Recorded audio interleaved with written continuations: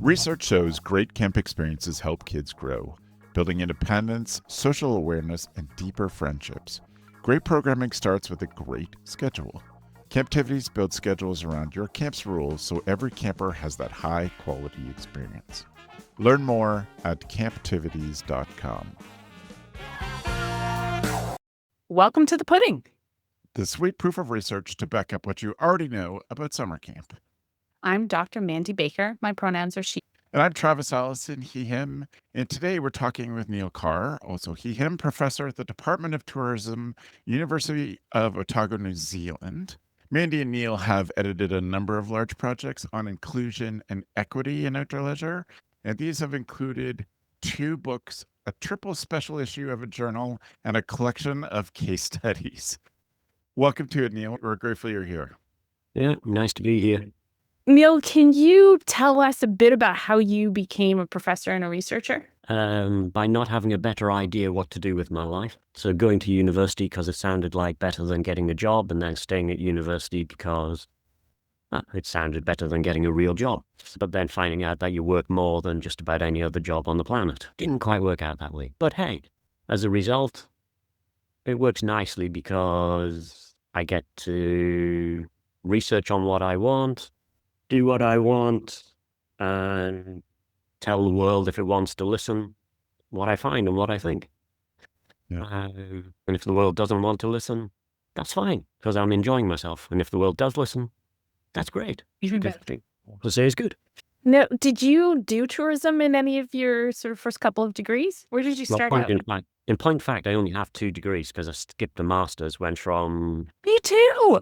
Did you do that by doing like an honors degree that gets assessed and gets you into a PhD? Yeah, right. Okay, so what's the first degree? First degree was geography, which was a 4-year honors degree in Scotland, because Scotland's 4-year undergraduate. Yeah.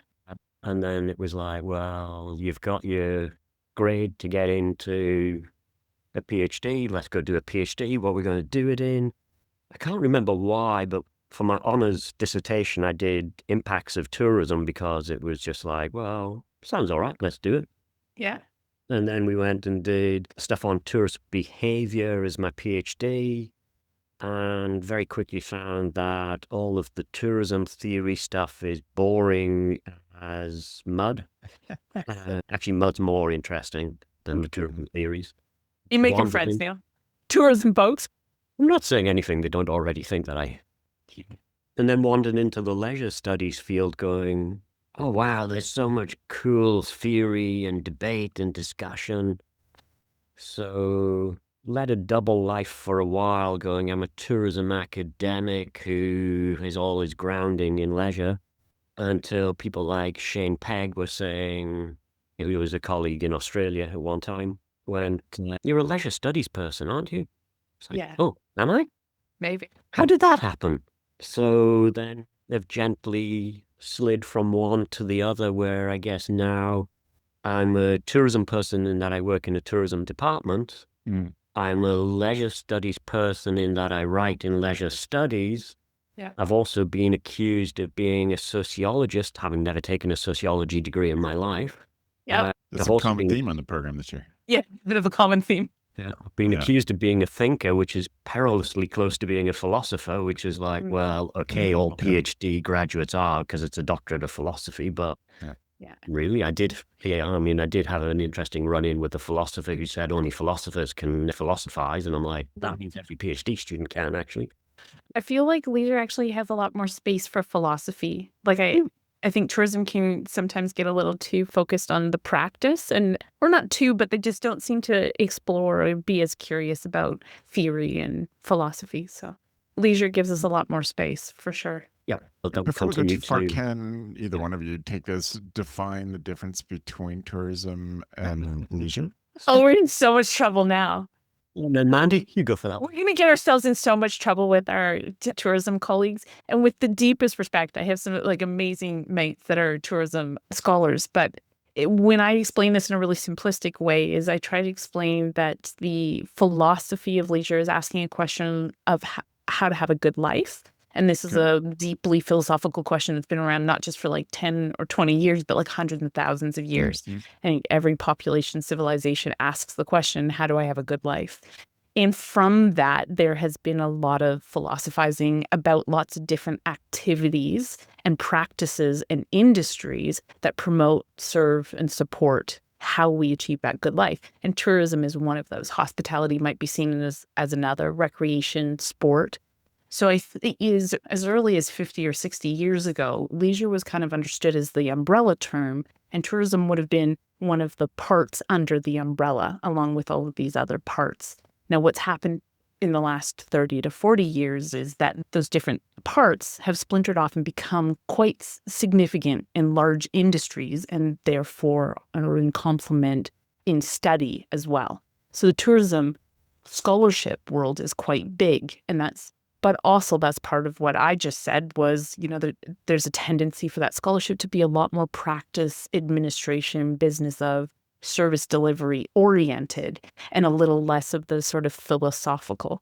And arguably our tourism scholar friends would probably say to us, you guys are a little bit off with the fairies or off in the clouds a little too much because we're so philosophical. But that's probably how I would distinguish it. So where we can be very complementary and supportive of one another because philosophers get some ideas together, and maybe the tourism folks ground us a little bit and say, hey, come on back down to how does this actually look and how we do it each day. So how did I do, Neil? Yeah, absolutely. I think you backtracked and tried to make friends in that last sentence. That was really good. Ever the diplomat. But you're absolutely right. Leisure is the umbrella. Tourism is a subset of leisure. Yep. Now, as much as people may not like that as an idea, they are. But arguably tourism as a scholarship has superseded the size and quantity of people doing leisure scholarship. We're potentially fairly niche at the moment and a little bit in a shrunk time. And that's also, right? There's times where there's swings, there's ebbs and flows, and there's swings in popularity about leisure or leisure and recreation. And then other times where these subsets have become more predominant. So we're in a more shrunk time as leisure scholars at the moment. Is that difference with tourism being more studied right now just because it's clear how to make money at tourism than leisure?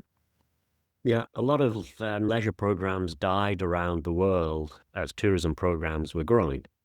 Okay. Simply because the leisure programs had been, to be fair to them, too philosophy-based. Yeah. Sure. And students, when you're graduating with tens, if not hundreds of thousands of dollars of debt, want to know how they can get a job to repay that debt. Sure. Yeah. If tourism, as it did, then puts a very clear business perspective forward. So a lot of the tourism departments, my own included, are situated within business schools, where a number of the courses they have to take are management, marketing, economics, whatever. Administration. Yeah, of course it's going to be. And so in that respect, leisure studies has a lot to learn from tourism studies in how to actually make yourself relevant. Yeah. But the flip side of that is that those tourism programs that have gone too far down that practical side have risked creating graduates that are not necessarily able to think beyond doing. Thinkers? Yeah.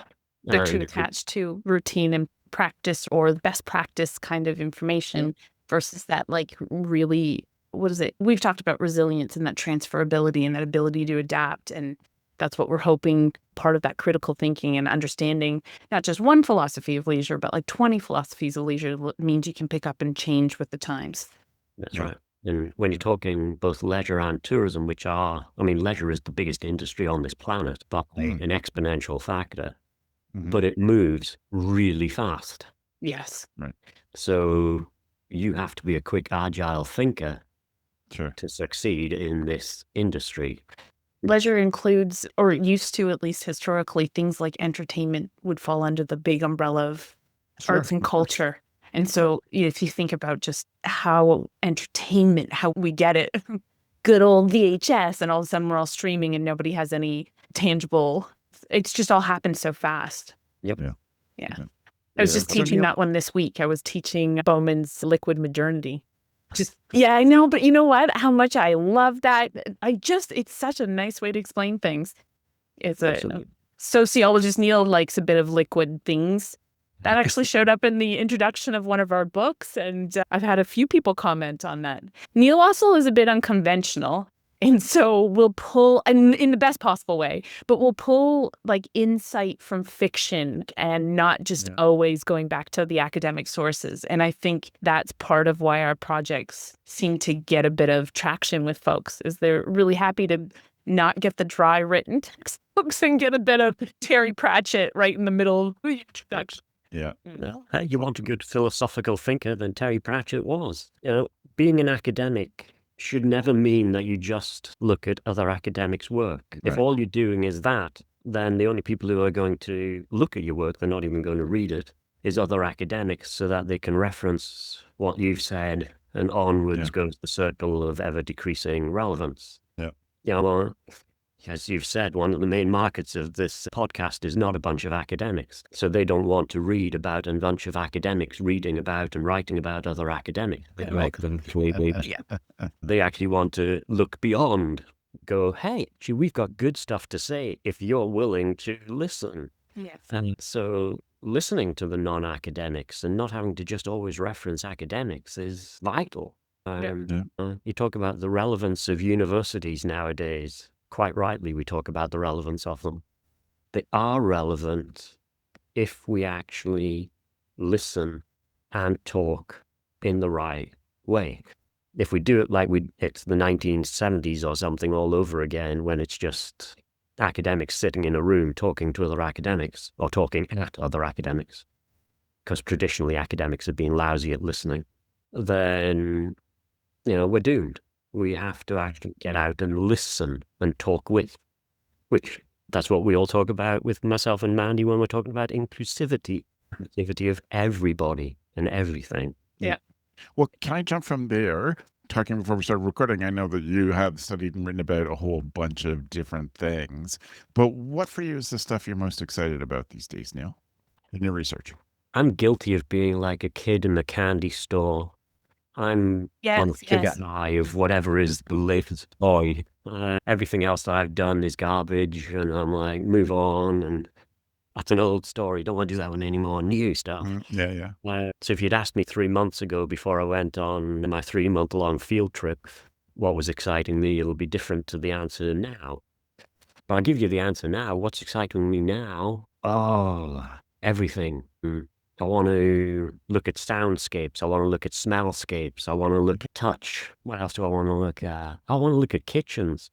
Traveling from one kitchen to another for 35 kitchens in 3 months did my head in. Where's the knife? Where's the fork? Daily frustrations of that. But smellscapes was just like, wow. In the leisure environment, what attracts us, what repels us. Everything from visiting one of my old haunts, the Lake District in the UK, and stepping out the car and going, wow, the smell of sheep poo. Yes, I'm back home, nostalgia.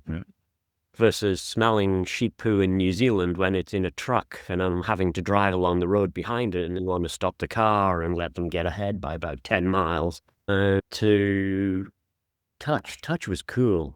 I was just walking down a set of steps one day and walking down next to this guardrail, which was a bit rusty, and going, oh, wow, the sensation of touch and how it makes such difference. And then you're like, wow, we can go into all different fabrics. I went into a museum, and traditional museum, it's like signs everywhere going, do not touch. And I'm like, but that makes me want to touch. Yes. You really want to touch. I got rather excited when I went to an interpretive center here in Winnipeg, and they've actually taxidermied a bunch of animals that are known to be local, and they've put them out so all the kids can touch them. And nobody does that at museums. And I'm constantly, as a parent, being like, look with our eyes, we don't look with our hands. That is the very nice way of trying to tell my kids not to touch. And here I can go and set them free, and not just set them free, but they can learn in a different way. That information can go in and be experienced differently and sit differently. And for some folks, that is the best way. And so why we limit or restrict that all the time? That's exciting. Do you know yet where that's going to take you, Neil, or where that's headed, or is it all in the bubbly thinking phase? in the depressing reality, half of it will never get done because there's Right. simply Mm. time. But you draw the line with inclusivity, and you begin, and you sit there and you're going, touch, smell, sounds. Wow. Actually, when we take people into the leisure or the tourism space, we really don't give them an inclusive experience because we dominate it by sight. Right. Yeah. But then, of course, we double down on that by going, anybody who is actually unsighted, we rob them of so many other experiences by not actually thinking about how touch, sound, and smell and everything else really are an integral part of the experience. Or we use it as a tag on to say we're enriching the experience as some added bonus, when really, I mean, we are creatures of all these senses. And if we start to think about all of them properly, then we can enrich the experience holistically for Yeah. everybody. Just because you're not unsighted or you've got such a broken nose that you can't smell anything, you should still be able to have that whole inclusive experience. And you do. We just don't recognize it. Yeah. We're not intentional about it. Why do you think sight became the primary, though? Where did the prioritization with sight come from? Is this Cartesian? Is that part of it, the intellectual? I see that, I look at my dog and I go, well, because when you're raising kids and dogs at the same time, you get the kids always going, the dog has to see things. Can't the dog see things? And it's like, well, no, the dog sees things in a very different way. The dog sees through its nose much more than it sees through its eyes. And I think it's taking that step back and recognizing that humanity as that whole, recognizing there's differences in it, but the average human being is dominated by their eyes. Partly biologically, but also in a self-fulfilling prophecy, because we're dominated by our eyes, our society dominates our eyes. You can even look at cinema. Before they got noise, they got sight. Right. And so we sit down and we watch TV. The word is we watch TV. We don't listen to TV, we watch it. The ultimate leisure experience that each of us engages in every single day, whether it's actually watching a television program or just ripping something off the internet, we watch it. And if we condition ourselves that then sight is the ultimate thing, ignoring the fact that, if you actually engage with the environment, you touch it in so many different ways. I think soundscapes were one of those. Mandi lives in the middle of nowhere. Walk outdoors, listen to the silence, and then understand the richness of that silence, actually how loud it can be in so many different ways. And then stand in the middle of London. I did that as well. Lovely place to visit, but that's it. If you're used to silence, being in the middle of London in June, July, August, the sound is so different. But how many people actually take time to listen? Well, I've had an interesting experience. It's exactly 1 year since I got hearing aids. Like I got hearing aids this day a year ago, and that's been such an interesting experience to realize how I was experiencing the world differently before. Yeah, absolutely. I think a lot of what I'm talking about, and these are new ideas, so they're very much evolving, is the whole idea of slow and slow living. And so when you take the time to actually stop, not just physically, but in all the senses, and reach out, you go, wow, I don't have a hearing aid, but I can imagine that slowing down moment and being able to then tune in differently is very much like turning on for the first time a hearing aid and going, like touching that rusty railing was like, I've touched rust before, I've touched metal before, but actually going, wow, that completely changes my experience of how I'm engaging with this leisure landscape. It was halfway up a mountain in Norway, and you're taking in the sight, looking at the beautiful view, but then going down the steps slowly because there was somebody ahead of me who was slower, just hanging on the rail and going, oh, hang on, pause, touch, smell the air. Probably smell the absence of air because there was no pollution whatsoever. So it smells different, taste it and everything. And you're going, wow, sensory overload coming. Brilliant. I don't need to go to some techno disco and imbibe in several beers or whatever in order to then go, hey, sensory overload. Instead, I can just stand out and do this. To talk about outdoor recreation, outdoor leisure, I think we've done a disservice when I look at it to what outdoors is and what it can be in terms of what we've actually offered and focused on. I feel like this is something we pushed in the first book, to be really fair.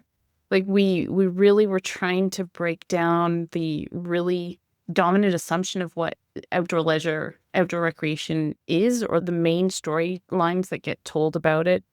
And also keep promoting the sense of using your senses. So embodiment, mindfulness. We had that chapter by Erin Sharp and her colleagues about the kids bike riding and like peeling back the way that parents added meaning and interpretation of the kids' experience and just letting the kids speak for themselves. And there was this quote about this one kid was like, I love feeling the wind in my hairs. And I loved the idea that like someone would feel their hairs as a multiple, not like the way adults talk about hair. It was just, oh yeah, that's right. Like before we added all these layers of meaning and sophistication, that true, like fully embodied. It makes me wonder about camps in terms of, I think, and it's an opinion, it's not well based on research, but that there's still a lot of structuring, programming, planning, kids moving from one activity to another, activity. And it raises this kind of question about kids are so good at tuning into their senses. They're so unhindered by all of this extra stuff. And yet we don't necessarily make space or slow down like that real slow movement at camp, or have unstructured time, or let kids call the shots about whether they want to jump in a puddle. And it raises some questions like, who are camps really for? Are they for the kids, or are they for the parents that are paying?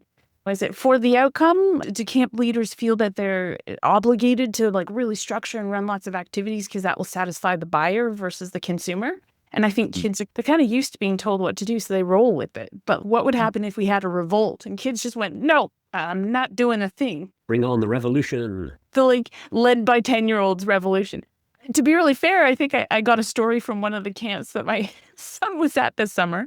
And to this day, I still haven't gotten, I mean, I really know the leaders, so we had a good chat and a giggle over it. And I talked to my son, but I guess they woke him up in the morning and he said, I don't want to get up. And they were particularly used to that kind of kid at camp. And so it was, well, you got to get up. And he goes, well, what are you going to do about it? Being raised by a critical thinker, I might need to take some ownership in that equation. But it raises an interesting question, like, why do we set the structures and schedules at camps that we do? Why is it we have to be up, as my Australian friends might say, at sparrow's fart? Like, you got to be up at sparrow's fart in the morning and you go hard until the end. You know, and my kids love camp, but they talked about being really, really tired, like being worn out, that there was a desire for some slow time. Yeah, but wearing people out is a good control mechanism. Totally. It's hard to mount a revolution if you're well distracted or too tired. Exactly. But I think you're totally right. If you think about slowing down and how lousy humans are at it, actually. Yes. Because if I stop talking now, somebody will try and put something into that empty space. Oh, we won't try. We'll fill it. We won't try. You do it in a lecture. You do it in a tutorial. How long until somebody breaks the silence because somebody's got to fill the hole? So we've got to fill the holes always with something. So we fill it with structure. And I've talked in the past about how structured we've made children's lives nowadays. Gone has been the time where you would just let your kids go run wild. Yeah. Because it's dangerous, it's problematic, you know. The kid's going to get hurt, the parents are going to get blamed, the industry's going to get sued. So control. So it's kind of funny when you hear kids say, feeling the wind in my hair on the bike. Well, it's like, panic, you should have had a bike helmet on. And then you can't feel the wind in your hair. Which fine, when I was in Amsterdam, and you're watching 90% of the Dutch Go absolutely mad on bikes. Yes. I wonder though how much they feel the wind in their hair. Like this, I think, raises that same notion of like, if you are so preoccupied trying to get to a place versus experiencing your own movement on land and in relation to land as you're doing it. This is Tim Ingold is a geographer who talks about the differences transportation and wayfaring. And when we're wayfaring, we're actually developing relationships with nature, with each other, with everything that we encounter. Yeah. Give yourself a huge helping hand this summer with Michael Brandine's 5 Fingers of Fantastic Staff Training. Without the need to travel and from the comfort of your home or office, you can gain control of your staff training prep through his interactive and engaging online seminar. Michael's annual Brandwine on Training, the step-by-step system for planning and presenting your best staff training ever, isn't a boring webinar. Michael uses the same techniques and tools from his in-person trainings in a virtual space, bringing folks together from all around the world. Join Michael in ACA Illinois this March 26 and 27. Learn more about this and other Michael Brandwine seminars at ACA Illinois at acail.org/Michael Brandwine. Hurry, early bird rates end the 1st of February. The American Camp Association, the Impact Study, shows that high-quality camp experiences build independence, social awareness, and a love for nature, and that campers leave with deeper friendships and a stronger sense of community. Those outcomes start with great programming, and great programming starts with a great schedule. Camptivities build schedules with your camp's unique scheduling rules, ensuring every camper gets a consistent, engaging experience that fosters these proven benefits. Turn research into reality at camptivities.com. Don't wait until the new year. Now is the time to find a better way to schedule and save 15% for the first year. Camptivities would love to show you the next big thing in camp. Visit camptivities.com to set up a time to chat, and let them help you get away from your desk and back out to camp. Neil, I'm interested in how much you think the novelty of the setting brought you to think about these sensory experiences. My best ever psychology professor, his graduate work was in LSD study. And so one of the things that he talked about was changing the brain chemistry, let people see and hear things that their brain had just filtered out. That's always been there. And a very specific thing that he talked about is being able to see light refracting around the corner of a building. And I wonder for you how much that novelty of the experience contributed to a whole different. You've held a railing in New Zealand before. Yes, absolutely. I think actually you're talking about one of the central issues of the idea of tourism. That in order to have a break from our norm, we need to physically travel elsewhere to a novel space to get out of the mundane space. What we're actually talking about, I think, there is not so much the space, but taking away all of our clutter in life that's stopping us from actually seeing things differently. One of the reasons we all come home from work at the end of the day is to get away from work, not just physically, but mentally. Interesting when I do 90% of my work from home. But right. But I think when we do that, though, we ritualize transitions. If you don't ritualize transitions, it becomes problematic because work just bleeds into every other space if you work from home. So like that idea that you've got to walk the dog because that punctuates the end of a certain activity, it helps us switch our brains from one place to another.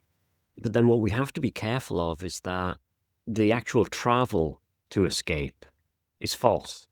You have to be in the mood. You have to actually want to escape in order to be able to escape. Simply going halfway around the world doesn't change who and what I am. So whether I'm walking in New Zealand or whether I'm walking in Norway actually doesn't make the difference. It's whether I've managed to set aside all the stresses that have been cluttering in to give myself time to breathe and think in a different way. That's what matters.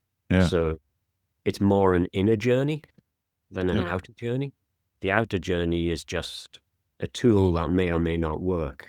It's like going to a yoga class, if you like, to do it. The yoga class itself doesn't actually do it if your mind isn't set on letting it work. Right. We do something similar at camp, and it's often called camp magic. It's the idea. And Travis hates the notion of camp magic because it's like this weird, undescribed, undefined, ephemeral. But it also, part of it, I think that, and correct me if I'm wrong, Travis, that irritates you about it, is that it also is assumed to just happen. And it doesn't acknowledge all of the interpersonal and cultural work that is done quite intentionally to generate a social space where somebody's more encouraged and more inclined to make that inner journey, as Neil said, into a simplified, more utopian, even idealistic way of being and being in community. Yeah, sometimes it works. People come to camp and they expect magic, and so they create magic. They engage in it and they contribute to it. And then other people come to camp, especially first-time campers or first-time families to camp, or families that have immigrated or refugees have come into camp culture, and they don't just buy into the concept because it's just not part of their cultural knowledge, and go, what the heck are you guys doing here? This is nonsense. And then we hear those criticisms. This summer alone, some Australians were at one of the camps I was doing a research project with. And it was like, well, what the heck? Why am I working all the time and I'm barely being paid? And I'm like, yeah, part of this works for folks because they know they're coming for a particular personal and social experience. A transformative one, an idealistic one, a utopian one, potentially. Nothing wrong with that. But if you're an outsider to that kind of insider knowledge, then that's often when we hear criticisms at camp. It's like, what's going on? And it's because they haven't been facilitated through the inner journey to make the most of when they're in place. I agree and don't agree. Fair. I'm too much of an individual ever to engage with camp, because camp is an institution. Absolutely. Despite the fact that I've worked in an institution for God knows how many years and become institutionalized, probably, I have a pathological resistance, whatever you want to call it. An allergy. Yeah, I come out in freckles. Yeah. Yes, right. Before I engaged in academia, I didn't have any freckles. There you go. But no, I think it's such an inner journey that no matter how well-meaning camps, and the vast majority of camps are really well-meaning, it's such an inner journey that not everybody is ever going to get it or want it. If the camps, by definition, are part of an institution, therefore their way of thinking about trying to get people to go on an inner journey and what inner journeys are acceptable is institutionalized, then that forgets the fact that it's an individual journey. But at the same time, there is a process by which you can go on an inner journey. I just keep stumbling across it personally. How did I get here? And will I ever be able to repeat that? I'm gonna change our tack a little bit and point us towards the most recent of the edited book that we did. So Neil and I have been working for the last almost 3 years on a book about inclusion and equity in outdoor leisure. We define outdoor leisure fairly broadly, really broadly, and we problematized even that in the first book. But Neil, do you want to speak a little bit to that project and what we were trying to do there? What were we trying to do? What have we been trying to do in all of them? Because the message is the same in all of them. How to break away from institutionalized meanings of outdoor recreation, either deliberately or unthinkingly, have over the decades become restrictive, exclusive, and arguably even harmful. Even harmful, yeah. Well, I mean, as soon as you're exclusive and institutionalized, you are going to create harm.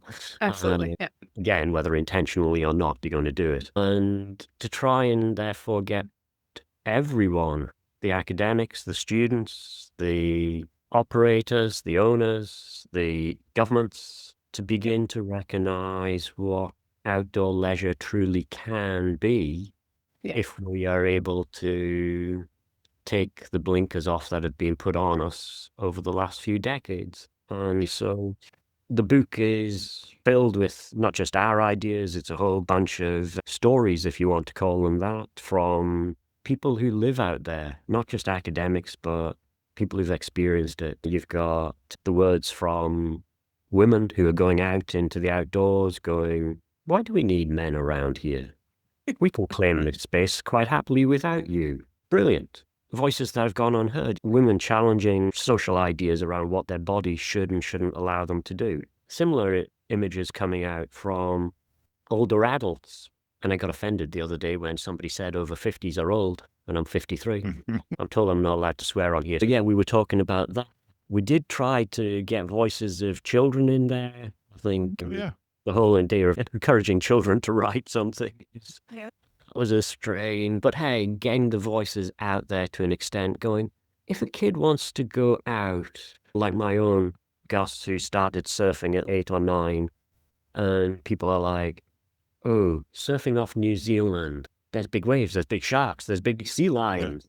Saw a sea lion the other day just sitting on a piece of grass. They're about as big as a table. They are big. But why shouldn't he be able to? And why shouldn't his mates be able to? Why should we feel that it's too harmful for a fragile little child to do this? What are we doing here? Are we protecting them, or are we protecting our own sensitivities? And then we talked about animals as well, of course, to which Mandi was like, why are you talking about animals, Neil? But hey, in fairness to her, she then saw the light. We had asked people of so many historically marginalized, vulnerable folks.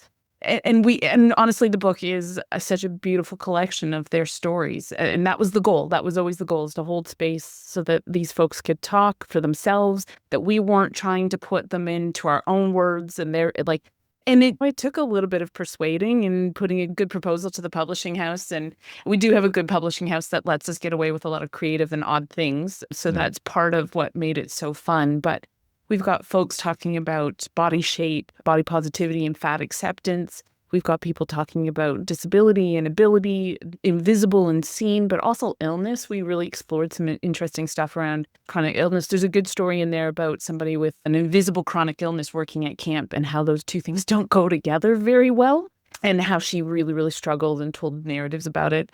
Like you said, we had a new mom talking about her own experience, but also babies in the outdoors and how that's perceived. We had people of color, of all sorts of race and ethnicity, and telling their stories in there. What else do we get into? Oh, age, you got that one. Yeah, you mentioned that one. So we've really got this wide selection. And then Neil goes, and we've got to do beyond human beings. And I was like, what? Yeah. No, we did a what? A moment. And look, this is one of Neil's specialties, and he has a large body of work behind him in terms of talking about animals and in leisure experiences. But this was like we even talked about pushing that beyond just animals. When we talk about beyond human beings, we're talking about the fact that there's all kinds of living things interacting in these environments. And what's the go-to? What's the assumption? Well, the assumption is usually that everything's going to fit around the needs, wants, desires, glamour of humans. Yeah, we center ourselves instead of remembering that actually maybe it's not all about us. It might actually be about these other living things. Neil, do you want to explain that part a bit more? Sorry, you were on your way. No, I just think a beautiful example of that within the context of camp. What is one of the central themes of going to camp? To learn how to light a fire and sit around the fire, etc., etc. And you go, right. And what have we done in order to do that fire? Well, we've either taken an old-fashioned axe or we've taken a modern chainsaw to a living being. Right. Why? Oh, for our enjoyment. Have we ever stopped to consider what's going on there? And one of Mandi's colleagues, Dan Henhawk, who I quite happily venerate forever. I'm going to force the hell out of him, but he's just live with it, Dan. You're wonderful. Yes, there's that. Yeah, but Dan he's really knowledgeable about the whole Indigenous field. He got me thinking last year when I was chatting with him about relations between humans and plants. And how, yes, my dog and all the other animals are living beings capable of thinking and feeling pain and all the rest of it. But what about your plants, Neil? And it's, they're not sentient in the same way as we are, but they are sentient beings. Yeah. Think of how plants communicate with each other. Think about how plants communicate across species. You know, I'm sitting here in spring in New Zealand and I'm looking at flowers all opening up and bees coming to say hello and everything else. And is this not cross-species communication? Instead, what we do is we go into the outdoors, we take the pictures that we want to take, whether the animals and plants want it or not. We go hunting. Oh yeah, let's go kill the animals. No problem. We're good there because it's entertaining and fun for us. Or that it creates a lovely grown-up masculine culture. You know, go kill something, bring it home to the wife to cook, and there we go. Carry on the patriarchal society forevermore. Or we're just cutting down trees so that we can stick a marshmallow on it and get it all drippy and gooey and go, yay, this is good for us.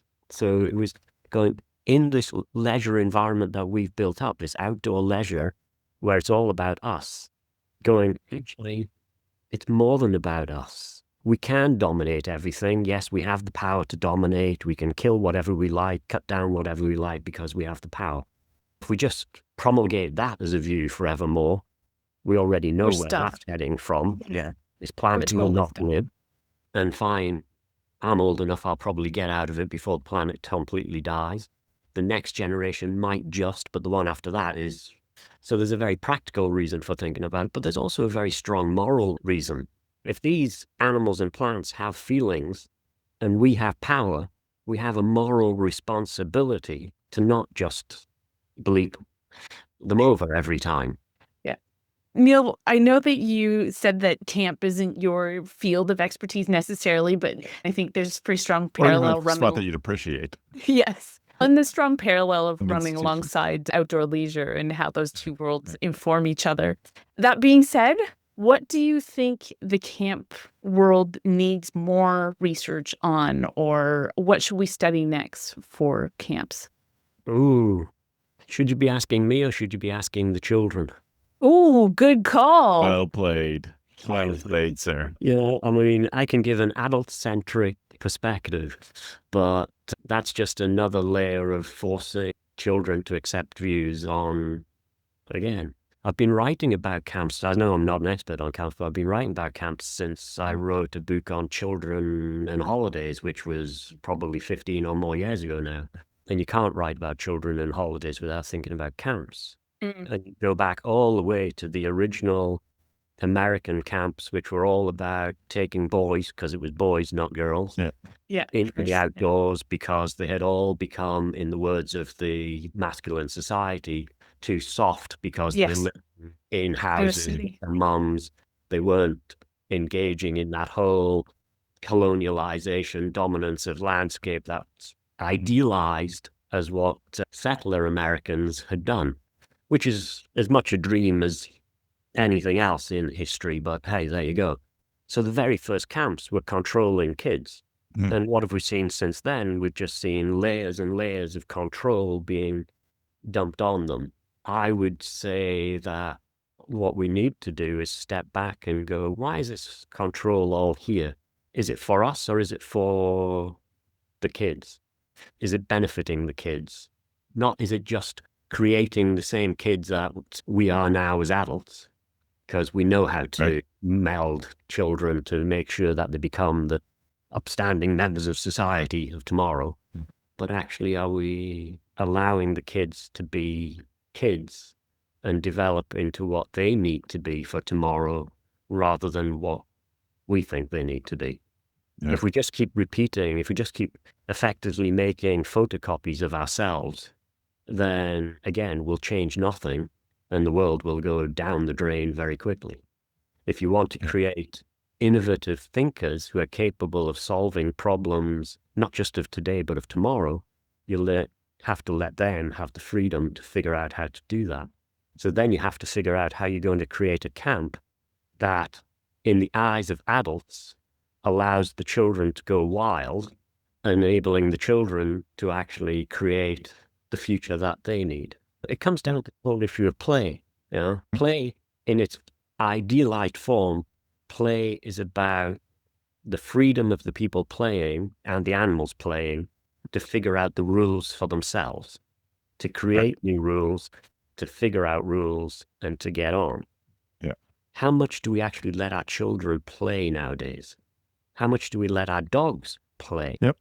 Instead, we structure and structure and structure, putting in rules. Instead of just letting your kids go off and do whatever they like over a weekend, we're shuttling them to rugby matches, football matches, tennis lessons, ice hockey, whatever, where all the adult rules are there and all the adult controls are there. And going, oh no, that idea of them just hanging around on a street corner or just playing with each other in spontaneous ways is a waste of time. It's not productive. Actually, it is.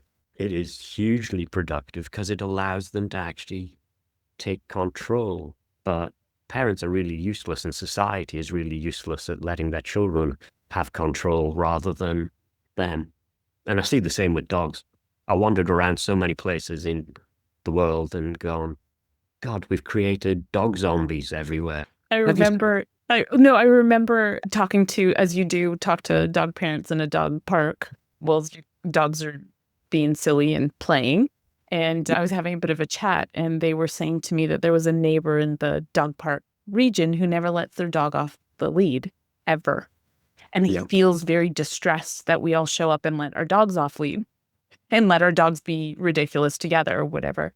And I had this really weird moment where I was like, I wonder how happy or sad or how contented that animal is, because they don't know any different.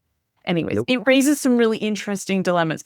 Another rabbit hole we could happily go down, but time is running a bit short. So, Neil, where should folks go if they want to find more of your research? What's a good way to learn more about what you do? Well, they could do that most strange of things and ask me. Well, that was the next question. How do they get to you? Yeah. How can they ask you? Well, they can't phone me because I don't have a phone. No, well, I know that. Or I've been with you for too many years. I can't ring you when I need to. But are you happy for us to share your work email with them and they can reach out that way? I mean, unfortunately, if you type Neil Carr Otago into the internet, you'll find me. Yes. And my email address is out there for the world, and the world is quite welcome to email it. If the emails that I get are not what I want to respond to, then it's easy. You delete it. If emails are things that I want to respond to, then I'll play. And you will. If you want to take the more hard work route of reading my stuff, it's out there. Some of it, I think, is on your Otago profile.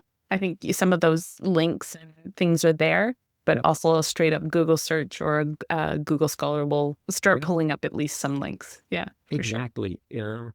We can talk outdoor leisure. We can talk dogs. We can talk children's holidays. We can talk gender. We can talk pretty much anything. You've worked across a lot of different diverse topics. If it's interesting, have a look at it. If it's not interesting, move on. That's a good idea about research. There you go. But everybody, get rid of your phones. Well, Neil, we're so grateful that you gave us time, that you got up and got to a computer first thing in the morning in New Zealand to talk to Mandi and I. But thank you for being on the pudding. We're grateful. No problem. Anything for fame and fortune. Excellent. Excellent. Well, if you didn't know, now you know. Camp Pros. Hey, Camp Pros. We love that our industry is built on sharing. In order to foster that spirit, if you've gotten even one good idea from a Go Camp Pro podcast, masterclass, from the Summer Camp Professionals group, a conference, or wherever else, we ask that you give credit where credit is due. That way, it'll encourage Camp Pros to keep freely sharing their ideas and make the camp industry as a whole better.